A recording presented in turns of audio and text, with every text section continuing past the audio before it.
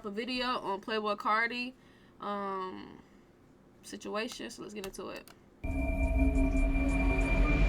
In the modern rap culture, some cities and their rap scenes are almost synonymous with their gang culture. The most famous example, of course, being Chicago, the birthplace of drill music that single-handedly brought gangs back to the forefront of the broader rap scene since the 90s gangster rap boom. Within the Chicago rap scene, the specific gang affiliations and rivalries of the artists are as big a part of the scene as the music itself. Atlanta, on the other hand, is almost the polar opposite of Chicago in this sense, or at least it used to be. Atlanta has become known as the Black Hollywood, the capital of modern rap culture, and the birthplace of the most prevalent subgenre of rap for about 2 decades now. I'm of course talking about trap music. But while the drug dealer focused trap music would also bring some notoriety to the gangs of Atlanta, this would begin in a much more generic sense. Because while it wasn't exactly a secret that the early pioneers of trap like Gucci Mane, Waka Flocka Flame, T.I. and Young Jeezy might have had street affiliations, their exact gang ties and rivalries were never really a topic of much discussion in the lyrics or amongst fans. Moreover, Atlanta's street gang history is relatively short and simple compared to many of the other major rap cities of America like New York and Los Angeles. While these cities were already struggling with out-of-control gang wars and record-breaking murder rates brought by the 80s and 90s crack epidemic, Atlanta was only just beginning to experience rising tensions, with the newspapers at the time reporting how Atlanta was in the very early stages of gang evolution, with the few gangs existing still lacking any identifying symbols, colors, and other markers that the gangs in LA, NY, and Chicago were rocking. Nor did the Atlanta gangs have much organizational structure, but they were still getting their hands on serious weapons and sparking fear into the community. But still, in 1988, law enforcement estimated there only to be about 5 gangs in Atlanta, which to be fair, likely also says something about the tendency of police at the time to downplay. They always be telling like the beginning of how the shit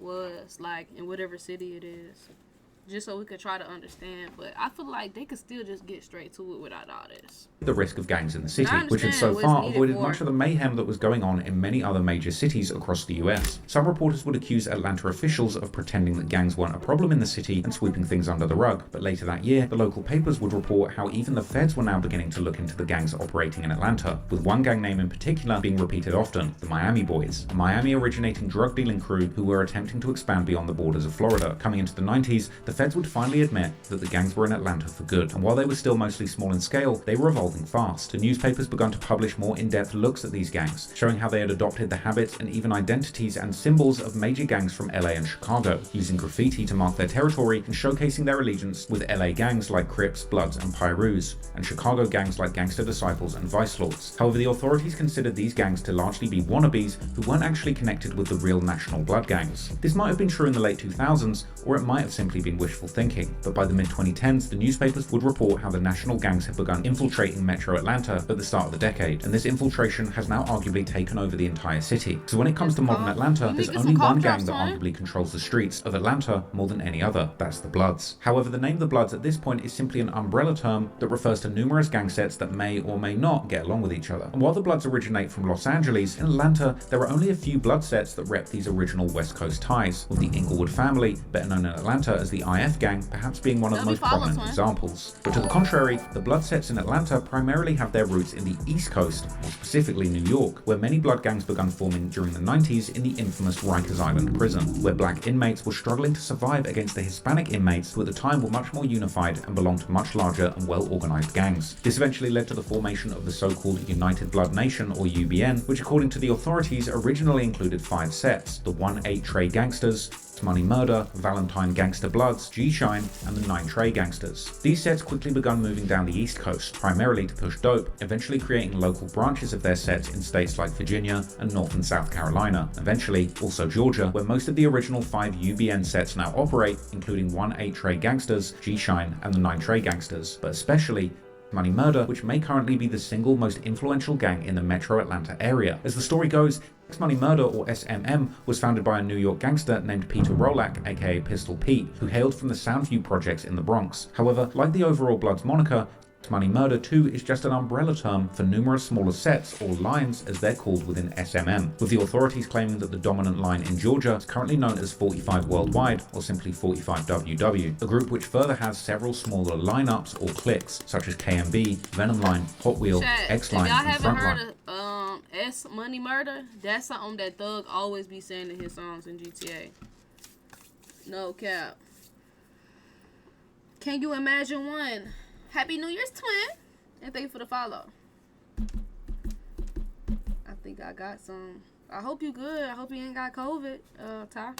These smaller factions largely act independently but share certain common characteristics, like typically repping one or two colors, red or green, or sometimes referring to themselves with common nicknames.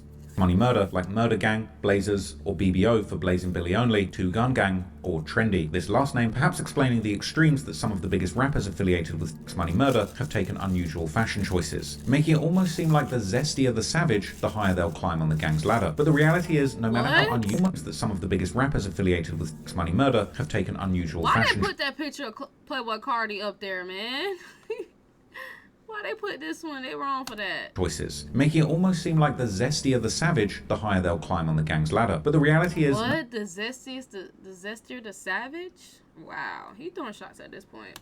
No matter how unusual you think Carti's clothes are, in the streets, he's respected, and the group that he rolls with are nothing to play with. Playboi Carti is allegedly affiliated with some of the small cliques or lineups under the Money Murder umbrella, most notably a set known as the Homicide Gang, as well as their very close ally called 800. Homicide Gang's origins are interestingly based on a record label that was also functioning as an alleged gang called DTE, or Duct Tape Entertainment. Founded around 2005 by the CEO of the label called Big Bank Black, or simply Big Bank, interestingly based on a rec gang, as well as their group that he rolls with and nothing to play with. Playboi Carti is allegedly affiliated with some of the small cliques or lineups under the Money Murder umbrella, most notably a set known as the Homicide Gang, as well as their very close ally called 800. Homicide Gang's origins are interestingly based on a record label that was also functioning as an alleged gang called DTE, or Duct Tape Entertainment. Founded around 2005 by the CEO of the label called Big Bank Black, or simply Big Bank, real name Rashad Halsey Sr., together with the rapper Ali Boy. This was following the arrest of Ali Boy and Big Bank for pistol and drug charges, which saw Ali Boy going to jail and Big Bank getting probation. Founded while Ali Boy was still in prison, they would start pushing Duct Tape following his release in October 2005. But I had just got out of prison, and we were pushing the Duct Tape. And I say I got out of prison in 2000, at the end of 2005, October. Ali Boy would explain to a humble soul on YouTube that the name Duct Tape was used interchangeably between their hood and the label. Like, that was the whole thing with Duct Tape, period, all together. Like, we were looking at it as a label, but we still was just looking at it like, boy, this our hood, this our, you know what I mean? So when you say Duct Tape, we were down there saying our hood, you know what I'm saying? DTE hailed from East Atlanta, aka Zone 6, more specifically a neighborhood called Edgewood, one of the many neighborhoods around downtown Atlanta that's experienced recent gentrification. Besides Ali Boy, perhaps the most notable artist on the label was the late rapper Trouble, and the label has been connected. The dude I just seen, Big Bank, he the dude that did the interview with Thug when he first got out, and remember we did react to his interview with Thug and the one he did with 21? That's Big Bank chat that they talking about right now. What's your Discord link, Lon? Had to create a new one. Kyle.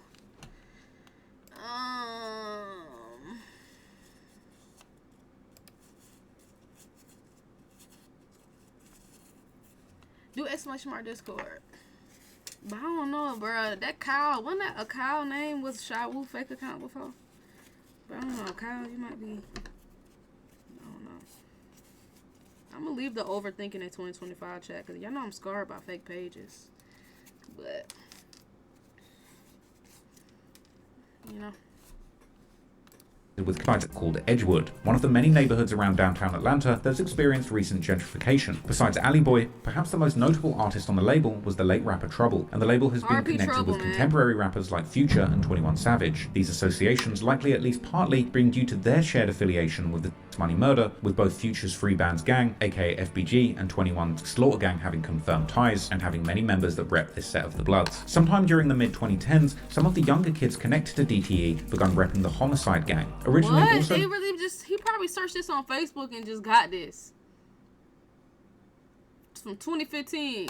2010s, some of the younger kids connected to DTE begun repping the Homicide gang. Originally also going by EH, or Extortion Homicide, during the mid-2010s, some of the earliest Homicide-affiliated rappers, like the rapper formerly known as Homicide Doody, later known as Problem Child 5, would perform under the Duct Tape Entertainment, being apparently hand-picked by Big Bank himself. Also, the 800 set, also known as 800 BBS, or 800 Block Back Street, which literally hails from around the 800 block of Smith Street in the Pittsburgh neighborhood. This was an area where many of the Homicide members grew up, and the neighborhood has been affiliated with Duct Tape Entertainment for a long time, with a house there even formally showcasing art repping both 800 and DTE. And Big Bank would mention how he was pushing artists from this set in his interviews. I got a whole crew. I'm still,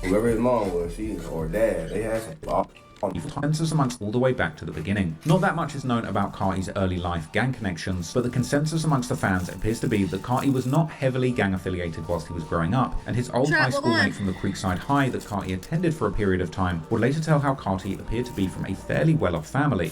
He always had the latest shoes, and I know his parents bought him. I know his parents whoever his bought mom him. was, I'm pretty sure she up.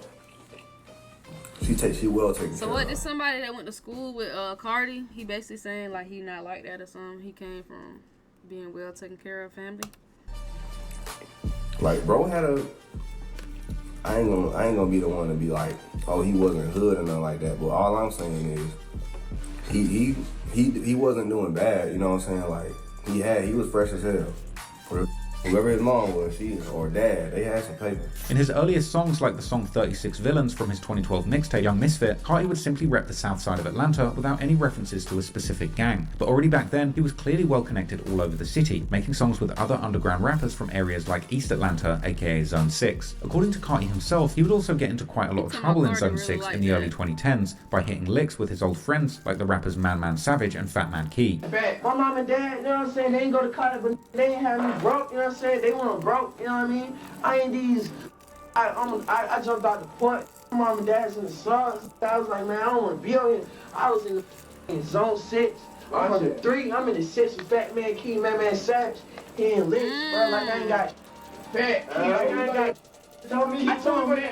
Damn, so he was the type of nigga that grew up in the suburbs, but he wanted to jump off the porch and do what he seen other people doing.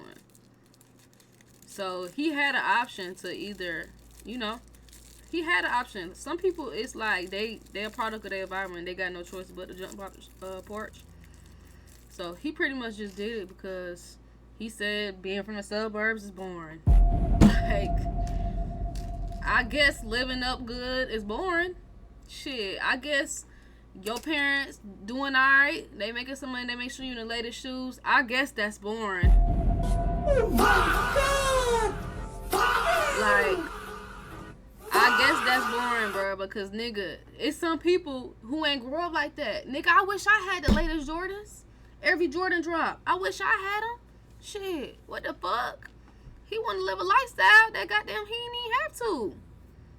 What the fuck? He had to hit list to get money. He probably could ask his parents for some money. Or got put onto a job from them or something. There are also pictures from that time period posted by Man Savage that showed Carti toting guns, with Carti later reminiscing about these times in the 2020 song Punk Monk, rapping how he was riding around with Man and Key while toting a gun. Soon, Carti would also begin to make references in his music that appeared to be gang-related. Carti would make his affiliations known in lyrics, repping the number 2900 in the song Heavy, a number that he would then begin to repeat on numerous tracks, including an unreleased but eventually leaked song literally titled 2900, where Carti raps how 2900 is his block and how he's got 20 ops and shoots up their block 29 times. In another leaked song known as Essential or Canary Diamonds, Carti even shouts out his 2900 block together with several other gang sets, including of course his good friend Uzi's 1600 block from the Francisville section in North Philly, with Carti and Uzi referencing their respective blocks in their rumored mixtape that never dropped titled 1629, but also the rapper Young Nudy's PDE set from Paradise East Apartments located in East Atlanta, and 21 Savage's Slaughter Gang, also known as 2100 Slaughter Gang, from the Glenwood Avenue and Glenwood Road area in East Atlanta, both of these sets later becoming part of the 4L alliance that Homicide Gang affiliates with.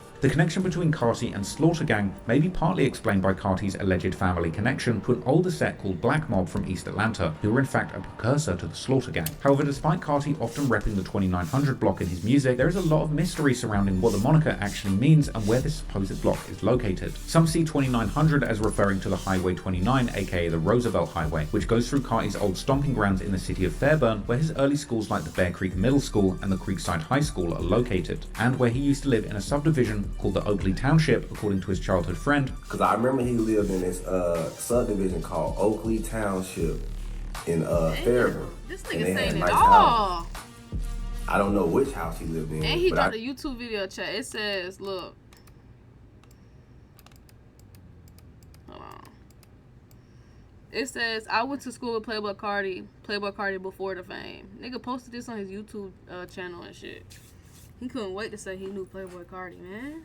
What the fuck? I just remember he lived there. The 2900 block then perhaps refers so basically this is a rapper, Playboi Carti. He a rapper, bro, from Atlanta, and they just giving us a background on how bodies, I guess, allegedly dropped behind his crew. But I guess when you get to that part of the video, yeah, they just giving a little background. The entire city of Fairburn. I'm 2900 Southside. Well, okay, so explain 2900, what that exactly means and where it came from. Boom, so, you know what I'm saying? From the south side, you know what I'm saying? Like, in Atlanta, south side, it's like, it's like College Park. You got Clayco, you know what I'm saying?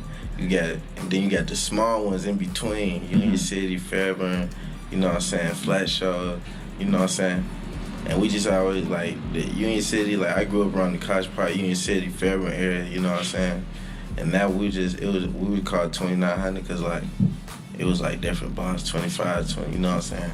But somewhat confusingly, besides seemingly repping Fairburn with 2900, Carti would also rep Zone 3 at the same time, despite Fairburn being far closer to Zone 4, as well as repping the city of Riverdale in Clayton County to the east of Fairburn, where he, according to himself, lived for a long period of time growing up. From Atlanta, Georgia, and yo, before this rap, man, I was trying to stay out of trouble, ducking 12, you know? Same, bro. From South Atlanta, Riverdale, man, really is not too much you can explain. It's more like a place you just gotta get out of. Carti has seemingly also been affiliated with at least one set from Riverdale, known as RSG, or Rich Slime Gang, who rep the East Coast Blood set 5'9 Brims, and are also known in the Atlanta rap scene due to rappers like Slimacito. The main takeaway here perhaps being that Carti has always been moving around and making gang connections all over Metro Atlanta. However, when it comes to the 2900... Nah, you good, Ty, and it's like you from Brazil, so it's like some of the shit you just gotta get put up on game about what's going on. In particular, which Carti repped the most throughout his career, there are also old social media posts that seem to imply 2100 being a specific set from Fairburn, who were apparently beefing with another local set called Goon Squad back in the day, this beef being also connected to Carti's old high school, the Creekside High. And there's even some old posts seemingly implying Goon Squad done made it on here. Beef being also connected to Carti's old high school, the Creekside High. And there's even some old posts seemingly implying that 2800 was in fact a blood set, a rumour that's been repeated by fans on Reddit. The following year, as Ian Connor would take over managing Carti, the duo would make their way to Los Angeles, where they would apparently link up with the Campanella Park Pyrus from Compton, this eventually even starting a rumour that they had actually blessed Carti and Ian into the Bloods. Okay, check it out. Yeah.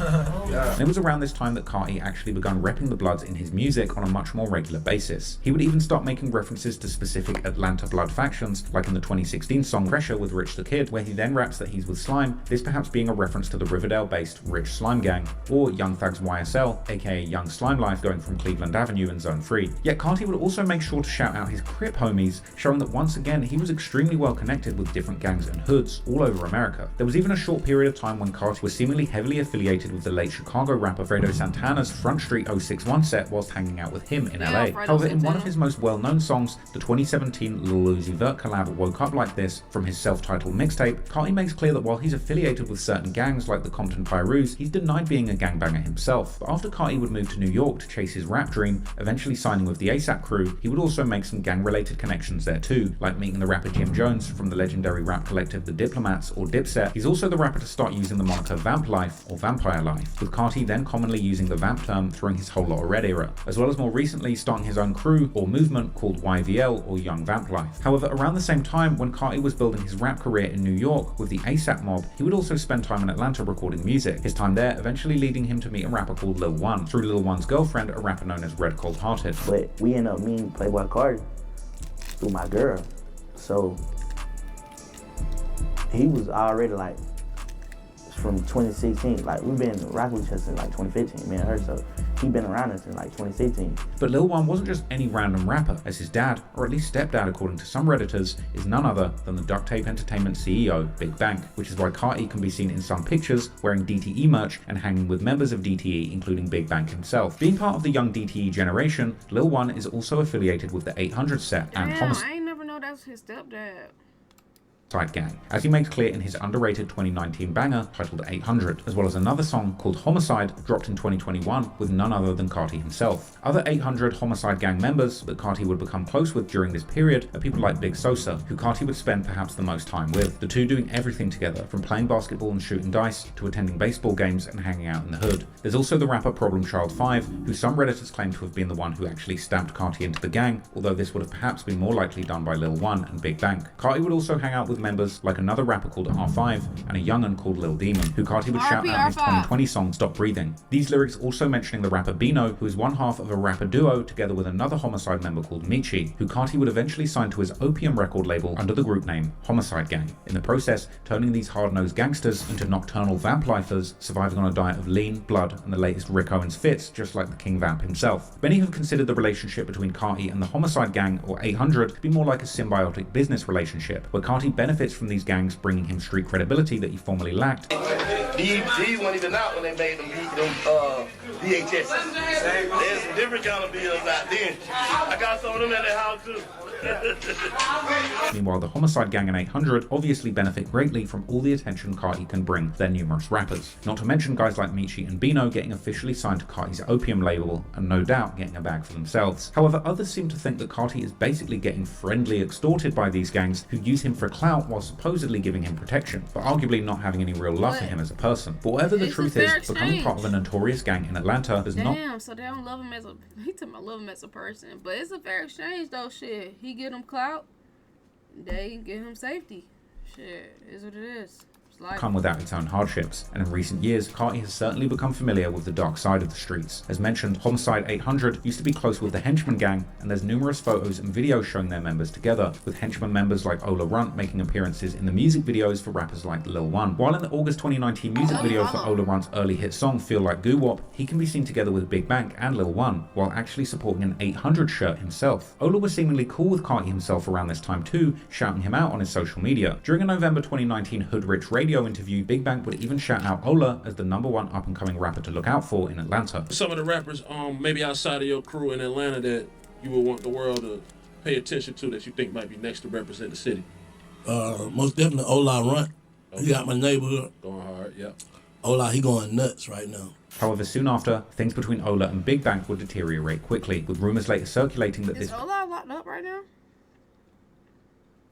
Possibly had something to do with Ola refusing to sign with Bank's DTE label, as during early 2020, it looked like Ola was in fact trying to sign to Gucci Mane's 1017 Records, receiving an iced out chain from Mr. Zone 6 himself. I was just thinking, making I gotta put it on. Whatever the real reason, Ola would then attack Big Bank. Alright, Ty, good night to him. Get your rest. Bank on social media, even posting the clip of Bank shouting him out on the radio, while accusing him of being two-faced and actually hating and lying on him behind the scenes. Big Bank would reply in the comments saying that they never tried to sign Ola, and that they instead tried to help him to get signed by numerous... He said, I really try to help you because you from my hood. Ain't shit bigger than Bank from Edgewood. You diss me. Now when I let the world know the truth about you, you want to act innocent. I try to get Meek Mill, Future 21, Epic Records, Mike Will made it, and a lot of other people to sign you. I never wanted nothing in return. Never tried to sign you. I only wanted to see you win because you from Edgewood. I always knew your daddy was pussy, so I should have known you would be one too. Damn. So Big Beck said, nigga, I didn't even know your daddy a bitch. So you gotta be one too. Like, damn. That's fucked up. And what did I say? People without expecting anything in return before dissing both Ola and his father. Police ass. Damn. Big Bank was clearly in his feelings, posting also a long message on his own social media, once again dissing both Ola and his dad. Meanwhile, Ola would do far more than just type on social media, dropping a scathing diss track in April 2020 titled Mob Father, Big Bank's nickname in Atlanta being the Godfather. But he would diss both Big Bank personally, as well as sets like the Homicide Gang, claiming that Bank got ran out of Zone 6 and had to move to 800's hood in Zone 3, and the Homicide Gang was scared of the henchmen behind the scenes. Bank and Lil One would react to the song as seeming unbothered, while clowning Ola back. Look at it. You don't look at the kids in the video. You ain't telling me. Meanwhile, Homicide rapper Problem Child 5 would come out with a response diss towards Ola titled PP's Son, PP referring to Ola's father. Ola would keep dissing on social media, going live around the same time of Problem Child's song release and airing out both Bank and Problem Child 5, even taking shots at Carti, calling him a fashion blood who only pretends to gangbang to look cool without even knowing the inner codes of money murder. Hey, and Problem Child, your daddy name Big O. Big O is a preacher. Y'all heard Big O is a preacher, man. Big O is a preacher and he's a chef. He cook food, no dope. Y'all heard me? My father cooked dope. Y'all heard me? Your father cooked food. You talking about? Damn. And then listen, Big Bank stuff, your mama when she was like 14 and he was like in his 20s. So like you his stepchild. Do that no more, they just. Whoa. Fashion blood, it be fashion banging, man. A lot of fashion blood, they want to dye their hair. They want to, you know what I'm saying? They just want to dye their hair and or do shit like that, man. They be blood just to dye their hair red, man. Damn. They don't know shit about the set. No shit about the royal flush. No shit about the fur 5 on the east. About none of that. None of that. But Problem Child would clap back, going live and giving a detailed story of Ola and other henchmen running during a shootout. This one! On my mama, I ain't never seen so many henchmen running at the funeral. I seen running. I seen little left eye. I swear to God, I seen left eye watching Ola get shot at, bro. I swear to God. Ola done went to the right. Left eye was to the left. I said, oh, hell no.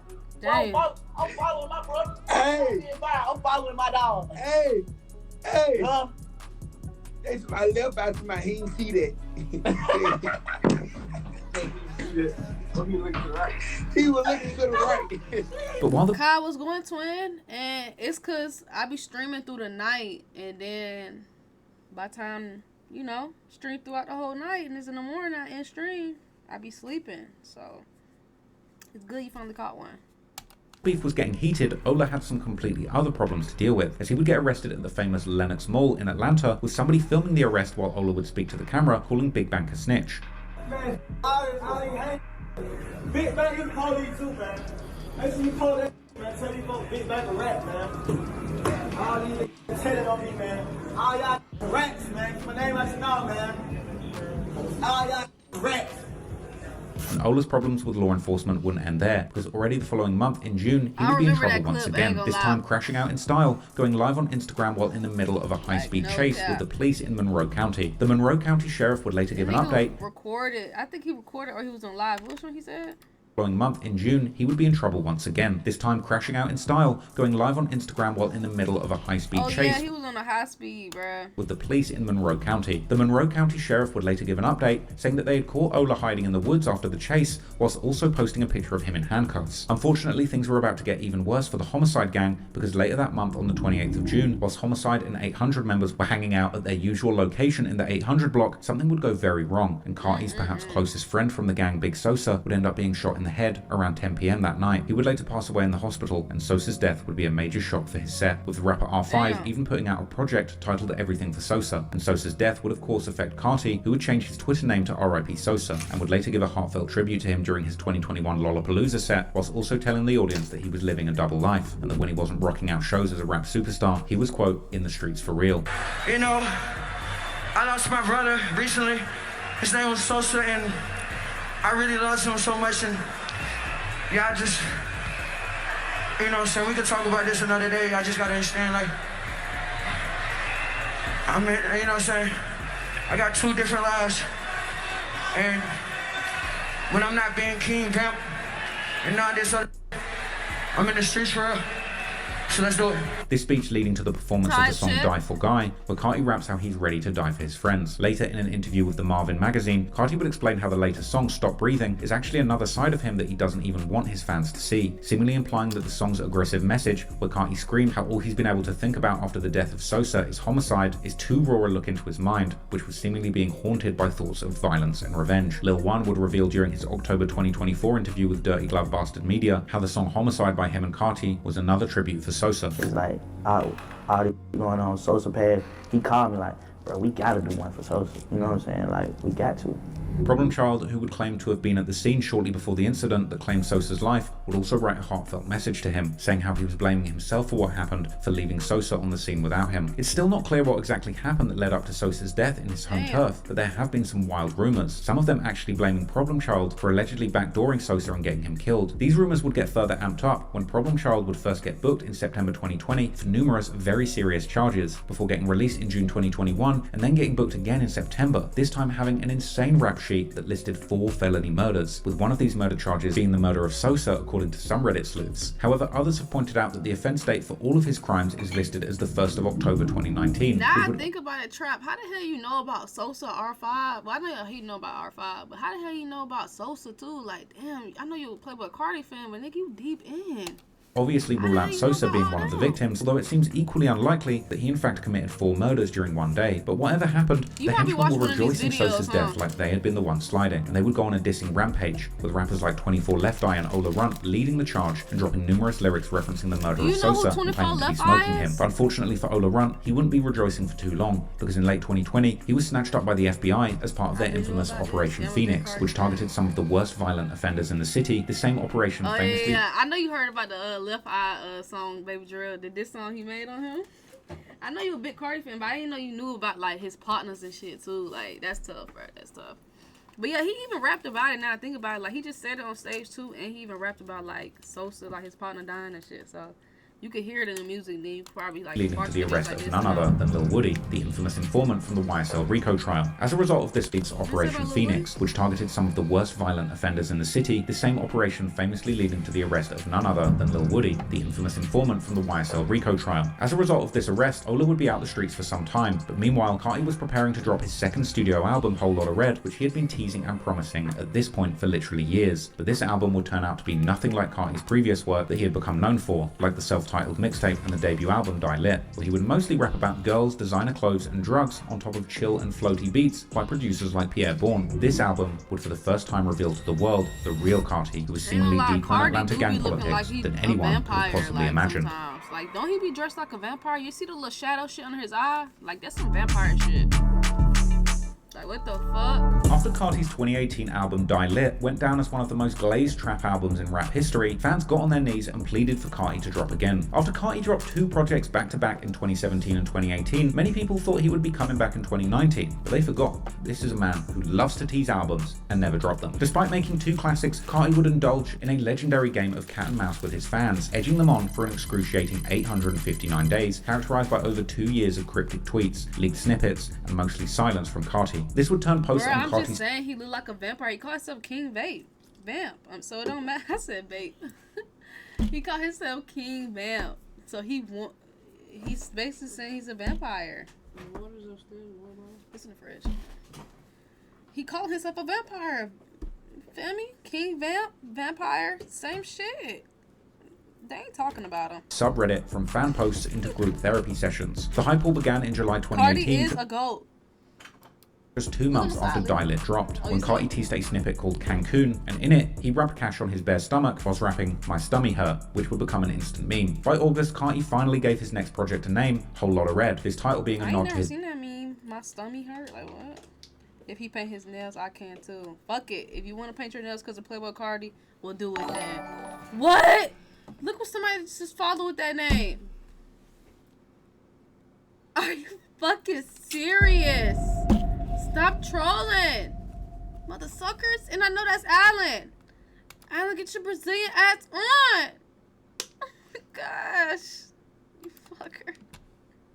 Blood ties and love of crimson drenched lean. But Carti being Carti dangled the album like a carrot, teasing unreleased tracks at shows and then vanishing again. Rumors would swirl, and based on those close to him, the album was due in 2019. The next month in April, a legendary song called Pissy Pamper, aka Kid Cudi, a collab with Young Nudie, would leak online. This one was a banger, mainly due to the hypnotic beat with an infectious sample and Carti's mesmerizing baby voice that he used on the track. Fans were desperate for this song, and an unofficial upload posted by a random person on Spotify would actually shoot to #1 on the viral charts. Alan be doing shit like that, bro. It be Alan. Upload posted by a random person on Spotify would actually shoot to #1 I ain't gonna on lie to Trap and Chat. I'm a new Carti fan. I ain't gonna lie. I ain't really know nothing about none of his old shit for real. I know the song he did with Uzi, Woke Up Like This, and I got put on to Carti like, you know, by one of my supporters, and I got put on to his old shit, and I'm like, damn, so when they gonna drop again? And like, he ain't drop shit, so I ain't gonna lie. I don't really know much about Carti. I just know, like, I listen to about 5 songs from Carti, old shit. I listen to Rockstar Made, Jump Out the House, or whatever it's called, Sky, Stop Breathing, and Long Time. Like, them the only 5 songs I can name that's like an old Carti song, like, just by himself. And his new songs, I know some of his new songs now. Like, I fuck with Evil Jordan. That's one of my favorite right now. I ain't gonna lie. But them the only Carti songs I can name, bro. I ain't gonna lie. Like, off all the projects he dropped. Because I don't really know him. I ain't gonna lie. I'm a new Carti fan. Name some of y'all that y'all fuck with that's old. Y'all could put me on. Bruh, stop playing with me. Alan, stop playing with me, bruh. And Happy New Year's, twin. Viral charts. Ultimately, though, the success of the leak may have destroyed chances of the song. You should listen to Playboi Carti, Zero Break the Bank. Alright, bet. Rolly, thank you for the follow, little twin. Happy New Year's. I ain't gonna lie though, I feel like it might be some old Carti songs that I fuck with. So y'all gotta put me on, bruh. No cap, no cap, no cap. releasing officially, leading many to believe that Carti was forced to make numerous changes to his Whole Lotta Red album due to his intended songs circulating early. By late June, chaos erupted when 5 unreleased Playboi Carti tracks would mysteriously surface on his official Apple Music account, one being the already released Green and Purple with Travis Scott, and another a collab with Chicago's G Herbo. Carti rushed to Instagram claiming that he'd been hacked, the caption saying, "I hate leaks, leave me alone." By this time, the leaks must have been getting under Carti's skin, with him even stopping the music at one performance and asking the crowd how they even knew one of his unreleased songs.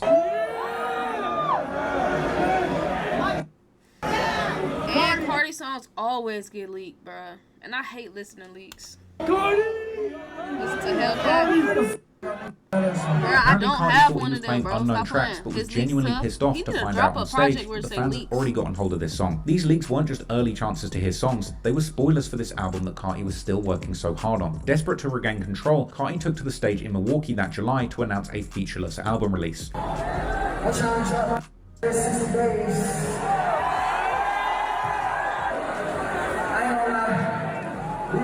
I feel like we worked too hard for this moment. So many no features is all me.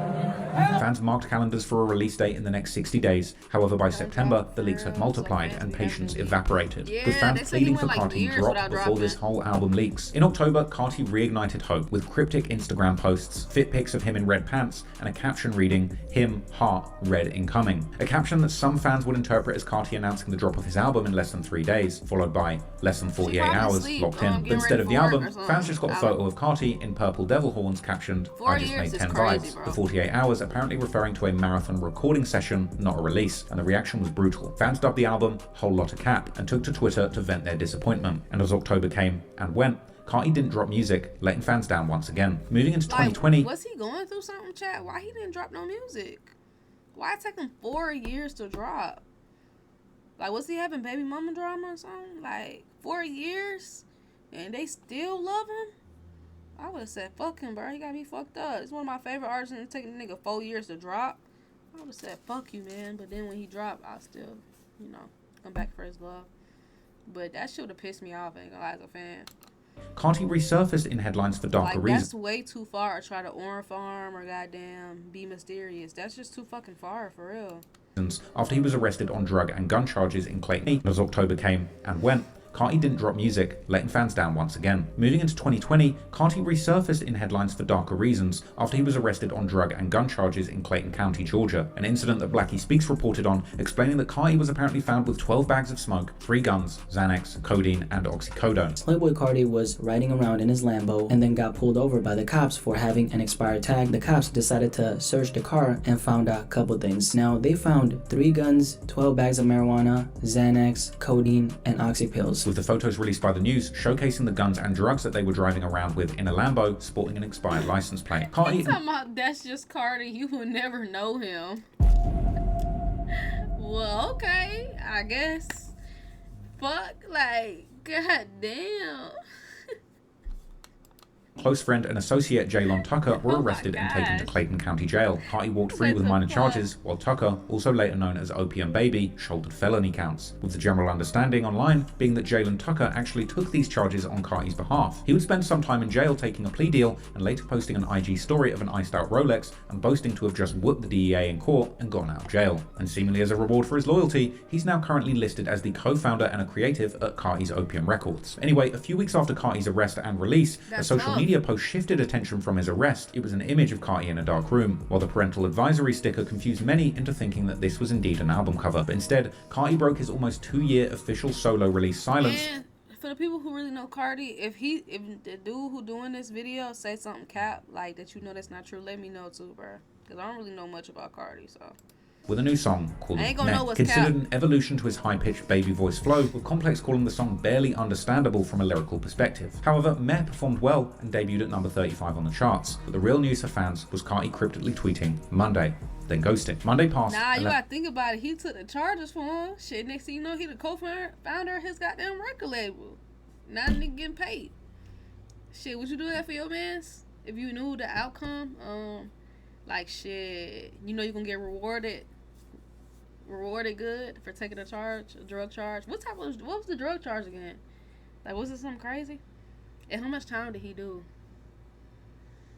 He told my hell yeah, I will. I know you'll take that charge for Carti. You like, fuck it. It's Carti, nigga. Hey, that's what these niggas be doing. Like, you know, shit. Take the charge for your mans. By the time you get out, you get rewarded. Nah, I ain't see the Chief Keef shit. What is it? What is it? Harry Potter song? Guns, codeine, sands, and other shit. Damn, what the fuck? They riding dirty. I wonder how much. He must probably got some time for that. Yeah, this is a good video. Okay. Some fans confused and frustrated, asking on Reddit what the hell was the point of that Monday tweet. The tweet became another meme amongst fans who announced its anniversary every year. The next month, Carti would feature on Drake's Dark Lane demo tapes on the track Pain 1993, this first official collaboration between Playboi Carti and Drake, giving Carti his first top 10 hit. Zerk and Port came back at the same time for Anna. With Pain 1993 peaking at numbers. Look, Zerk, Gen 5 think that's you on the Lon Rose account, bruh. I said no, it's Allen crazy ass. Something wrong with that little nigga. 7 on the charts, but true to form after this monumental career W. Look, poor, I was trying to tell them to put me onto some old Carti songs because I only know 5. Carti vanished once again. By November, Carti was being featured on GQ's Men of the Year, teasing fans once again, but dodging questions about the album's release date, confirming that music is coming, but regarding the album's release, simply saying we'll see. On the same day, he sent fans into a frenzy with an Instagram post with a simple caption, album turned in. Then in December, DJ Academics would leak the final release date, saying that he had to sell his soul to the Illuminati to get this information, but Playboi Carti would be dropping on Christmas. But I had to damn near sell my soul for this information. The Illuminati owns a part of me because I got this info. Facts. L trolling. They said, we could, like, yo, we could give it to somebody else. What are you gonna do to get it? I said, take a toe. Take an arm. Take a pinky. Or he saw some dick for it. Come on now. Stop playing at. I was just playing. Anyway, if you were wondering. For real, y'all, who else harassing me? Like, my bad, Jeff, I took it too far. Cause I'm just thinking he said he'd do anything for it. So when he say anything, I took it too far. Hey, yo. My bad, yeah, my bad, y'all. I took it too far. My bad. I'm just trolling, not serious. But, that account follow me. See what I'm saying, Port? Alright, for a chat, who else harassed me on all accounts like this with them type of names with line in the name? Be for real. It's only a select few people that I could think of that harass me like this. It's Allen, Cam, but Cam, it's like the way he do it, you could tell it's Cam. And the way Allen do it, you could tell it's him. So Cam, Allen, and probably 450. But 450 never made one of my name. So it's only 3 people that I could think of that's all demons. So if you narrow it down, this is definitely Allen. Carti, Whole Lot of Red is not dropping tonight. Trap God made one of me Carti, before? Whole Lot of Red. From what I've been told. Trap God was here yesterday morning too. He gifted 10 subs. He popped out for the New Year, man. He said he been going through it too, bruh. I told him I'm gonna pray for his ass. He said he been going through it. He just been trying to keep his head up and shit. I don't know what he got going on, man. But he dropped 10 subs and he told chat Happy New Year's and he missed y'all, and he was still saying Mari broke. Like, why do he keep trying to rage bait Mari, bro? Every time he just rage bait Mari. So I'm finna pray for him. Y'all already prayed for him, man. Go ahead, pray for your brother. I thought he was gonna come back tonight, but he probably really got real life shit going. I don't know if he the type to really talk about it, but I know he told us about what happened with the girl. But I don't know if he gonna talk about this. Something might be serious. Bruh, stop acting like you a fucking toy, bro. You're not a toy. A toy cannot fucking type unless it's fucking an AI toy. Is something wrong with this Brazilian chat? Like, Gen 5, Trap. You see this? Look at this account with the toy. You say you use me and discard me every day. Now I'm a other nigga. Like, what's really wrong with this person behind this account mentally, for real? Now they calling me bae. What? They ain't gonna lie. Niggas be showing their true colors behind these alts, chat. Y'all gotta peep, bro. Grown ass men show their true colors on these alts. And Maya came back today to stream, chat, so she didn't run away. Happy about that, even though we don't know who's really behind that account, but fuck it. And I know this is 100% accurate. Not 99.9, 100%. Playboi Carti, Whole Lotta Red will be dropping on Christmas Day. And to his credit, Academics was dead right. 859 days after Die Lit released, on December the 25th, 2020, fans could finally breathe as Whole Lotta Red actually dropped, debuting at #1 on the US Billboard 200 with a whopping 100,000 units sold in its first week. This became Carti's first US #1 album debut, along with a slew of other individual songs that hit the charts too, and the album received mostly positive reviews. I, however, at the time, not truly understanding the genius behind Carti's punk trap movement, listened to the album once and decided to make a video absolutely trashing it. Ross, what are you doing? I'm just checking out that new Playboi Carti album. It's trash. A video which ironically wound up being critically panned and becoming the most disliked video of my career. Wait, was Whole Lotta Red trash? I only heard 2 songs from it. Great shame. But people, I eventually saw sense and took that video down. Only real Playboi Carti fans and people who actually listen to every song can say if it's ass or not. You can't just say it's ass just because you don't like Playboi Carti music.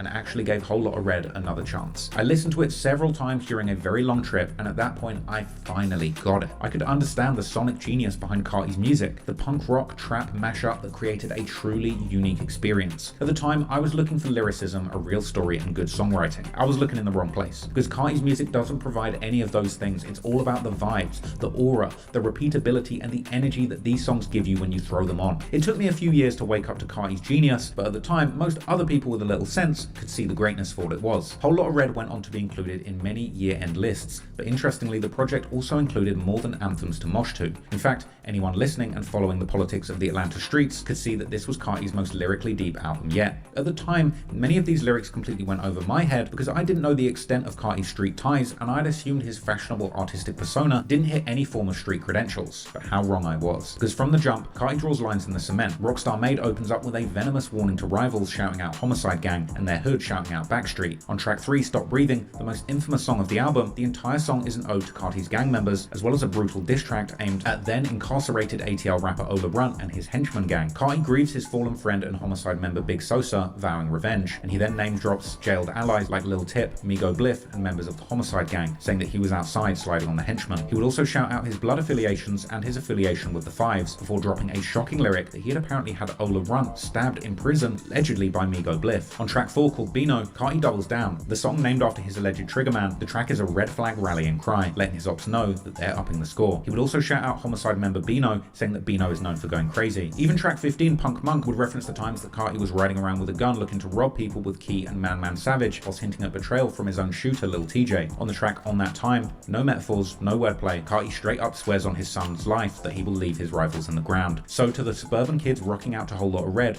it was rage music, but if you were from the streets of Atlanta, it was a coded map of bodies, betrayal, and block politics. Carti was now doing... I feel like rage music, that shit, it's like you could reach a wider audience with it, bro. Drill music, what he had done to trap music, making the first punk rock inspired gangster rap album that brought rage to the drill era. This was music that you could mosh to or slide to, and it had never been done before. Yeah, and now this will become yet a new drill. lane of innovation that Carti could use to drive his sound forward and continue evolving as an artist. But if fans wanted to hear more of it soon, they would be sorely disappointed, because if you thought the Whole Lotta Red rollout was a tease, just wait till you get a load of music.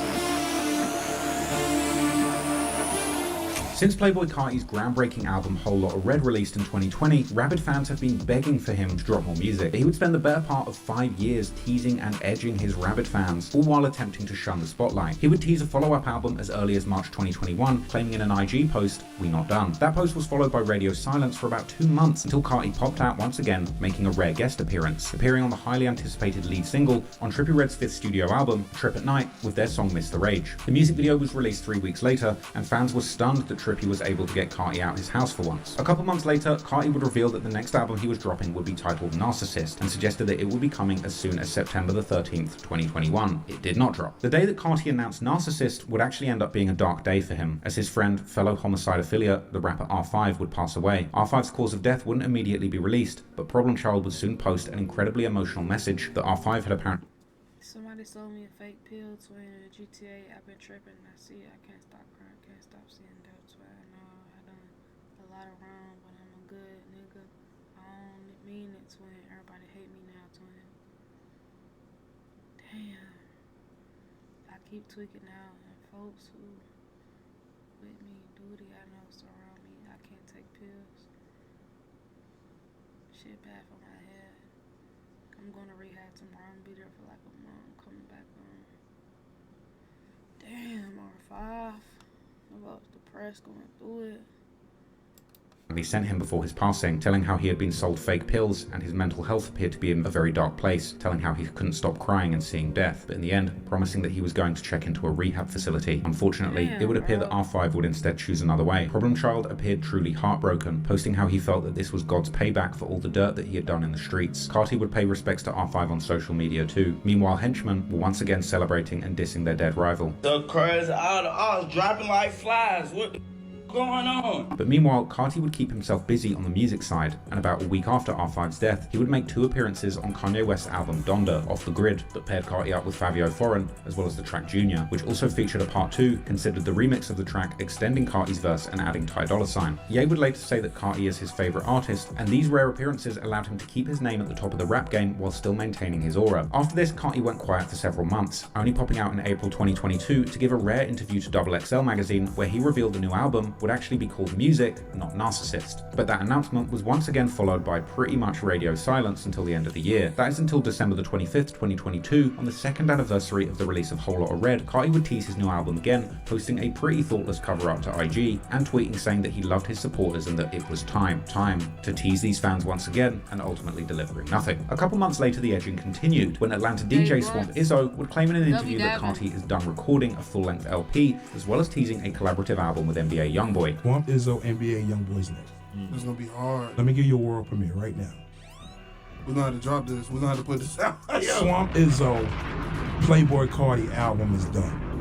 Oh! This, interestingly, was just a month after NBA YoungBoy released his album I Rest My Case, with a clear inspiration from Carti and his rage music movement. They were rumoured to have created an album together called 004K Trey, inspired by both their crews, with speculation fueled by the revelation that Carti had gifted YoungBoy a chain. This tape never materialised, however. But Carti was still cooking up features behind the scenes, and he was about to make another iconic song. Ain't gonna lie, Travis Scott, Fiend featuring Playboi Carti, lit ass song.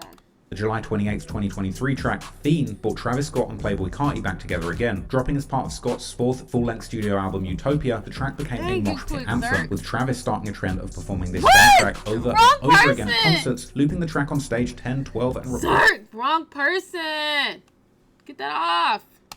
Even once, 24 times in a row. Fiend was a certified hit and peaked at number 5 on Billboard. Carti was really doing something that had never been done before. He was making himself scarce from the scene, constantly avoiding the limelight, but strategically using these collaboration moments to maintain his spot at the top of the rap game. But fans wanted Carti, and they wanted his solo album desperately. In November 2023, in an interview with Numero Berlin, Carti opened up on the significance of the music album, calling it the most important moment of his career, and elaborating on his bizarre creative process, revealing that he'd actually spent 3 months locked in a Parisian cave recording, as well as revealing that when he records back in Atlanta, the tensions are extremely high, presumably from the gang war, suggesting this gives his music recorded there a different kind of bite, and also possibly inferring that perhaps it'd be best for his safety if he stayed out of Atlanta. At the end of 2023, Carti posted an IG post with an artwork saying I Am Music that looked like it could be the cover art or typeface of the much anticipated album, with Pharrell Williams tweeting it with the caption, "Prepare," prompting Carti to share that, sparking speculation that Pharrell was indeed working. I feel like it's good for Carti to show more of his personality because his fans want to see it, bro.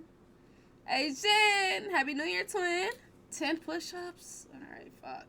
on the project too. This was followed by DJ Academics announcing on stream that the project was due in January 2024 and that it would be the greatest thing you'd ever heard. Just a day later, on December the 8th, 2023, Carti would finally bless fans with his first solo release in over 3 years, the song Different Day. A surprise release from the Opium Instagram account, it came along with a music video showing Carti vibing to the song next to a Lambo Urus. But this wasn't officially released on his channel. I remember when Carti dropped this shit, everybody was like hype, bro. Like, that boy Carti finally dropped. Carti dropped.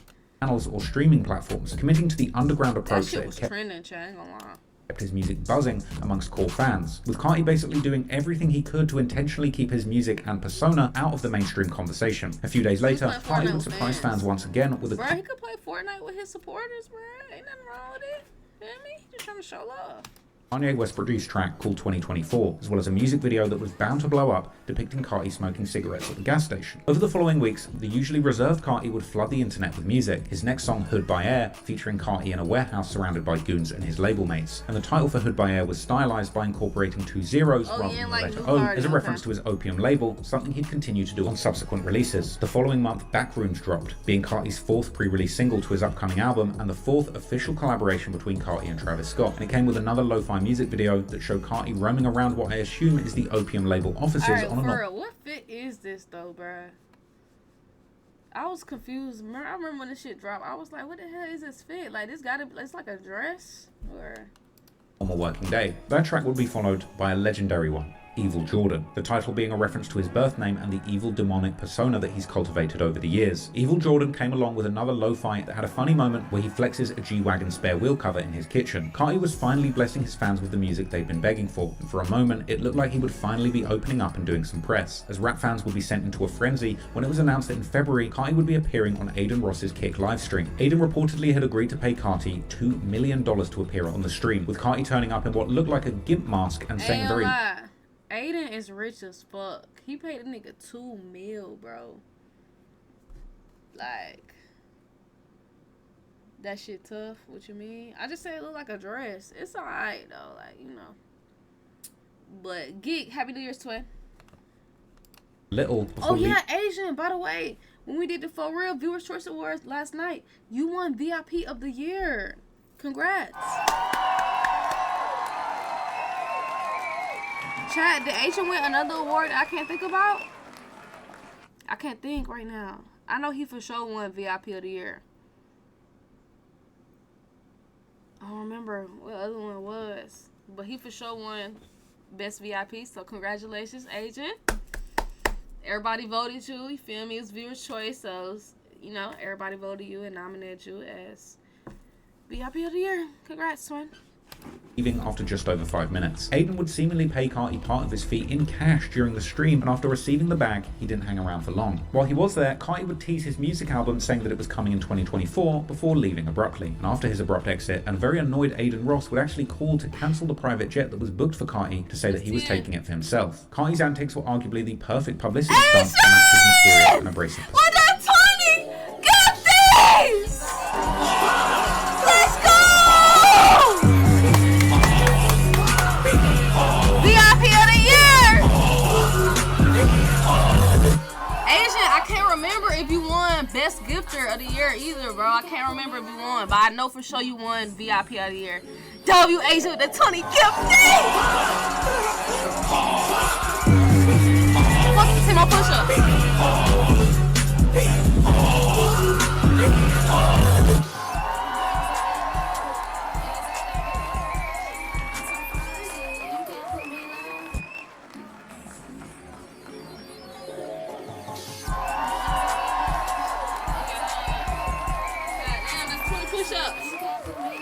Alright, I gotta get back in the gym next week for sure. Cause that shit just hurt. We are gonna finish the video. Come on, Agent just dropped 20 gifties. Don't hate the play, hate the game. Yo, that's 20 push-ups, so I did 20 push-ups. Y'all gotta do at least 40, bro. Come on. Y'all gotta top the amount of push-ups I did. Love you! Yo, if you got gifted a sub, make sure you say thank you, twin. Asian Wation with a 20 ski.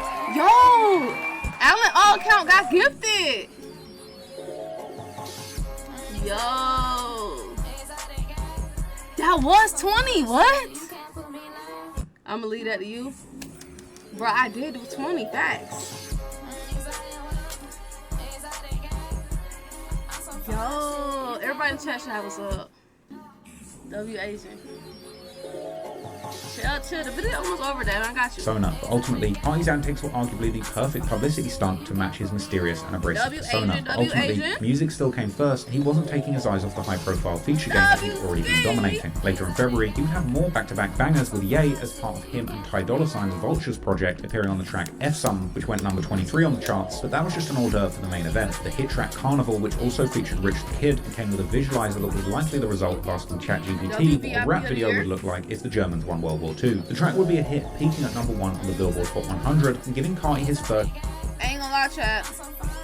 When Carnival dropped, that shit was a turnt song too, bro. I remember this. And only chart-topping track of his career. This was the perfect momentum for Carti's solo music, and a month later he would drop another solo track. Carti's 6th teaser single from his upcoming studio album, I Am Music, was titled Ketamine. The simplistic music video for the track was actually released through the Opium Instagram, and the video included gritty and raw scenes of ambiguous figures in a trap house preparing guns and knives for war, along with scenes of Carti rapping aggressively in a room. I remember him dropping this song too. The thing about Carti, bro, when he was dropping this shit, he was dropping it on Instagram. Like, he wasn't even dropping it on YouTube.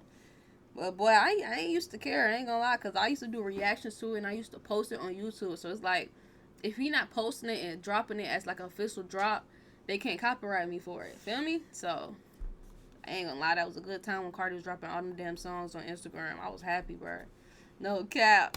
Guitarist and spazzing out on a dirty mattress. But Carti wasn't done slaying features still, and the same month he would appear on one of the biggest albums of 2024, the track Type Stuff, along with Travis Scott from Metro and Future's We Don't Trust You album. The song would peak at number 2 on the Billboard charts, and now with a number 1 and a number 2 hit within just a matter of months, this would be the perfect time for Carti to keep releasing solo music. But in classic Carti style, he continued toying with the fans and going quiet for a few months again, then popping back out on June the 17th with a 10-second snippet of solo music on his Instagram, which was frankly awful. But after that, Carti seemed to crawl back into his cave for a couple more months, eventually re-emerging on September the 13th, 2024 with the track All Red, his first solo release on actual streaming platforms since his second studio album Whole Lotta Red. Keep in mind, all the solo tracks that he had released during this period had been on IG or YouTube without true commercial releases on all platforms. The cover had a reference to Carti's gang ties saying I stay with the fives, and the lyrics would see Carti seemingly making more subtle references to gang violence and the war in his city, referencing being dressed in all red, staying with his fives, and people getting shot and killed, and saying that he was wearing a balaclava and shooting people before he got rich, as well as talking about getting the drop on his ops and sending shooters there in stolen cars immediately. All Red came with an official visualizer that further teased the I Am Music album, showing the logo that he had shared earlier frequently. All Red ended up hitting number 15 on the Billboard Hot 100, actually becoming his highest charting solo song of his career, and he would take this opportunity to tease the album's release date again, confirming on Instagram that the album was coming and available for pre-order, as well as dropping merch, as well as a digital album pre-order that claimed that the album would be available in 2025. Fans were eagerly anticipating the album, and despite all the delays and letdowns, it looked like it was truly coming. 2 months later, on November the 21st, 2024, Playboi Carti releases a new track with the caption Play This through his Finsta account, which featured a floaty auto-tune vibe, the complete opposite of All Red. This song didn't get an official release, however, but soon fans would be delighted with a massive cache of new music. On the following month, Rollin' Carti performs at Rolling Loud's 10th anniversary festival, previewing 5 new songs expected to be on his upcoming album, I Am Music. This included completely new songs, Drugs Got Me Numb. Yes, Gen 5, that's one of my favorite songs by Playboi Carti. Long Time, Stop Breathing, Rockstar Made, Jumping Out the House or Jumping in the House is one of them. I forgot what it's called, but it's something like that. Jump Out the House, I think it's called. And Sky. So Long Time, Rockstar Made, Stop Breathing, Sky, and Jumping Out the House. They're my favorite old Playboi Carti songs. My favorite new Playboi Carti songs is Evil Jordan. Damn, I don't really be playing. I used to fuck with 2024 heavy. 2024 music. I used to fuck with that overly. I don't really listen to it right now though. Another one I like was All Red, but I ain't like how he was saying upside down cross, bro. I only fuck with that one because he had used Future flow. That shit was fire. I just don't like how he said upside down cross, so I don't fuck with that, bro. I ain't gonna lie. But I like how his cadence is with the beat and shit. Like, that shit is fire. Hood by Air. Yes, Hood by Air fire. And I'm trying to think without features. And So far, that's all I can think of in my top. I ain't gonna lie. Yeah, that's what I'm saying. I love God too much to be goddamn listening to that song, bro. I ain't gonna lie. No cap. I'm mad he did that shit. Alright, check it now for real. Zerk, stop trolling. You already won Troll of the Year. You trying to do a 2-peat? Come on. God damn. Oh, he changed it to the Falcons logo. Yes. W Zerk. See, Zerk a real one, bro. That's what I'm saying. See, Zerk, you know what? You changed your profile picture to the Falcons because we both know that, you know, you didn't just do that for me. You just, you know, genuinely love the Falcons. And even though you're from Texas, it's like you got love for the Falcons. And I could completely understand that. I completely understand that. You know, you love the Falcons. And it's a new year. You won all them awards as a Falcons fan. I think you deserve to get your VIP back, man, to start 2026 off right. What y'all think, chat? Do y'all think Zerk deserves his VIP? Or no? He do? W Zerk.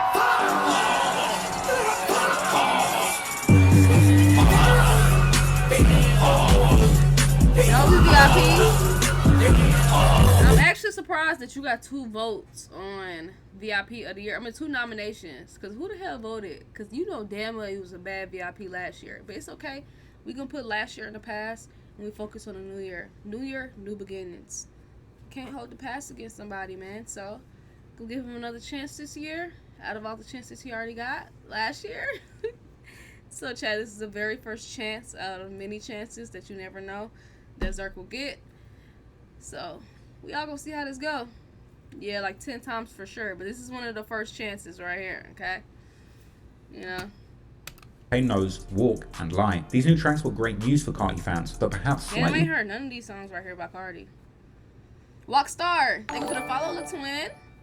Happy New Year. disappointing to those who believed that he would be unveiling and performing the full new album. But a couple months later in February, fans were thrown a lifeline as Spotify-funded billboards began popping up all over America, announcing that music is coming. And shout out to Spotify who gave me a billboard in London that very same weekend. Go enjoy my videos on Spotify if you aren't there already. Alright, so the video over W Carti, and hey, hopefully he don't wait 4 years each go around when it come down to dropping music, bro. That shit's too damn long. But W video.